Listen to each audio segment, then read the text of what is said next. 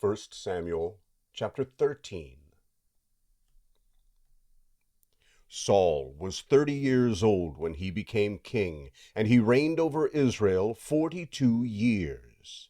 Saul chose for himself 3,000 men of Israel, of which 2,000 were with Saul in Michmash and in the mount of Bethel, and 1,000 were with Jonathan in Gibeah of Benjamin. He sent the rest of the people to their own tents. Jonathan struck the garrison of the Philistines that was in Geba, and the Philistines heard of it. Saul blew the trumpet throughout all the land, saying, "Let the Hebrews hear." All Israel heard that Saul had struck the garrison of the Philistines, and also that Israel was considered an abomination to the Philistines. The people were gathered together after Saul to Gilgal. The Philistines assembled themselves together to fight with Israel. 30,000 chariots, 6,000 horsemen, and people as the sand which is on the seashore in multitude. They came up and encamped in Michmash, eastward of Bethaven. When the men of Israel saw that they were in trouble, for the people were distressed, then the people hid themselves in caves, in thickets, in rocks, in tombs, and in pits. Now some of the Hebrews had gone over the Jordan to the land of Gad and Gilead. But as for Saul, he was yet in Gilgal, and all the people followed him trembling. He stayed 7 days, according to the time set by Samuel. But Samuel didn't come to Gilgal, and the people were scattering from him. Saul said, "Bring the burnt offering to me here, and the peace offerings." He offered the burnt offering. It came to pass that as soon as he had finished offering the burnt offering, behold, Samuel came. And Saul went out to meet him, that he might greet him. Samuel said, "What have you done?"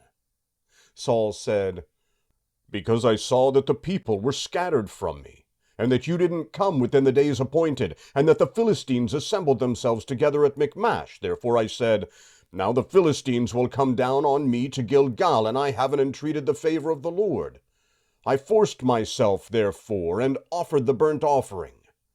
Samuel said to Saul, "You have done foolishly. You have not kept the commandment of the Lord your God, which he commanded you.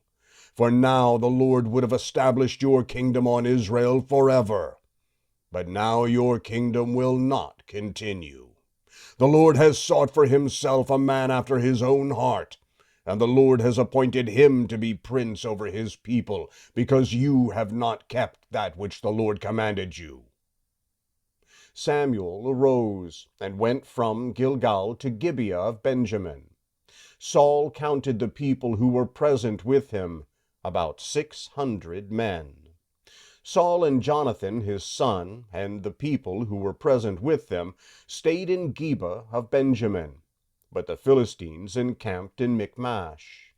The raiders came out of the camp of the Philistines in 3 companies. One company turned to the way that leads to Ophrah, to the land of Shual. Another company turned the way to Beth-horon, and another company turned the way to the border that looks down on the valley of Zeboim, towards the wilderness. Now there was no blacksmith found throughout all the land of Israel, for the Philistines said, "Lest the Hebrews make themselves swords or spears." But all the Israelites went down to the Philistines, each man to sharpen his own plowshare, mattock, axe, and sickle. The price was 1 paim each to sharpen mattocks, plowshares, pitchforks, axes, and goads. So it came to pass in the day of battle that neither sword nor spear was found in the hand of any of the people who were with Saul and Jonathan. But Saul and Jonathan his son had them. The garrison of the Philistines went out to the pass of Michmash.